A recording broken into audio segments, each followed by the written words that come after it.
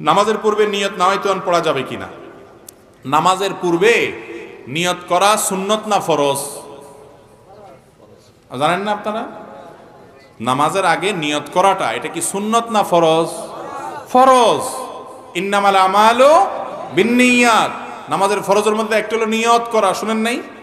নিয়ত করা ফরজ। নিয়ত করা ফরজ, নিয়ত বলা ফরজ না। নিয়ত বলা মুখ দিয়া হয়, আর নিয়ত করাটা মন দিয়া হয়। নিয়ত করাটা কি দিয়া হয়, আর নিয়ত বলে কি দিয়া? নাওয়াইতুন বলাটা হলো নিয়ত বলা, আর মনে মনে আমি কি পড়তেছি এটা আমার মাথায় আছে, এটা মানে হলো নিয়ত করা। অনেক সময় বলে না যে আগামী বছর হজে যাওয়ার নিয়ত করছি, এর মানে সে বলছে নাওয়াইতু আনা রফিল হজ। এরকম বলে নাওয়াইতু আনা রফিল হজ, আমি আগামী বছর হজে যাবো, এরকম কথা আরবিতে বলে। কিন্তু তারপরও বলে আমার হজে যাওয়ার নিয়ত।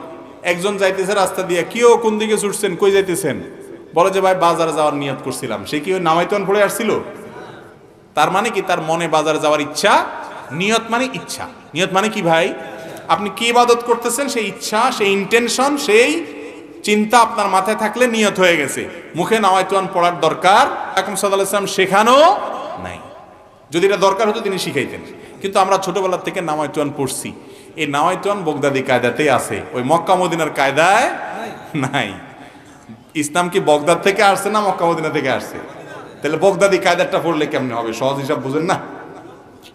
আল্লাহ তাআলা আমাদেরকে বুঝার তৌফিক দান করুন।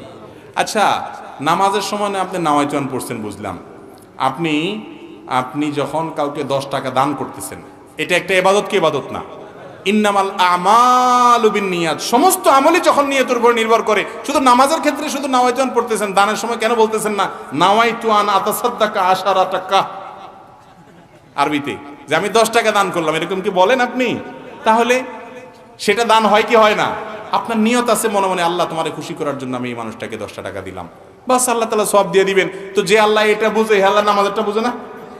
তাহলে বোঝা গেল নামাজের মধ্যে নিয়ত করা ফরজ, কিন্তু সেটা মনে মনে ইন্টেনশন থাকলে, ইচ্ছা থাকলেই চলবে না। মনের ইচ্ছাটাই হলো নিয়ত। আপনি কি নামাজ পড়তেছেন এটা মাথায় থাকলে চলবে, মুখে নাওয়াইতুন পড়ার দরকার। মুরব্বিরা বলবেন যে নতুন নতুন হুজুর গজাইছে, এসব ওলাইন কি কয় না কয় আল্লাহ জানে। আর জীবন 14 গোষ্ঠী করিয়া আইছি, আমরা করিয়া আইছি, এগুলো নতুন করে কি কয়?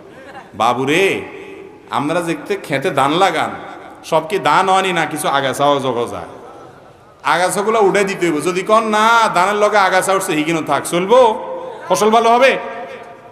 সুন্নতের সাথে কিছু বেদাত, কিছু উল্টাপাল্টা জিনিস আছে। মুরব্বীরা বাপ দাদারা যা করে গেছে সব খারাপ ছিল না, বেশিরভাগই ভালো ছিল। 2-4টা ভুলভ্রান্তি ছিল, ওনারা মানুষ না কয় না বাপ দাদা যা করে আসছে এর উল্টাটা আমরা করব না। তো বাপ দাদা তো আলস হয়েছে, ওনারা বিদেশ হারাইছেন কেন? বুঝেন নাই? ও দুনিয়ারটা তো ভালো বুঝেন, মাশাআল্লাহ। বাপ দাদা আলস হয়েছে, ওনারা কইবেন তো 14 গোষ্ঠী আলস, তুই আলস হবি বেটা, বিদেশ কিল্লা যাবি, এটা তো কর না।